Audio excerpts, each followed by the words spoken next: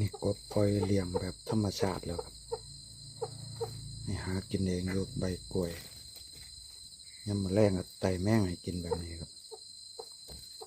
ตะกี้เลี้ยงอาหารอยู่มันนี่ปล่อยธรรมชาติเลย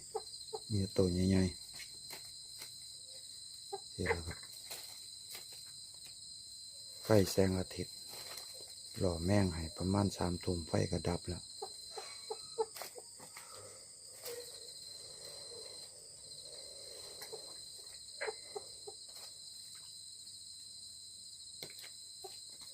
ประมาณสิบกว่าตัวโดดกินแมงเมาตัวเลี้ยงๆ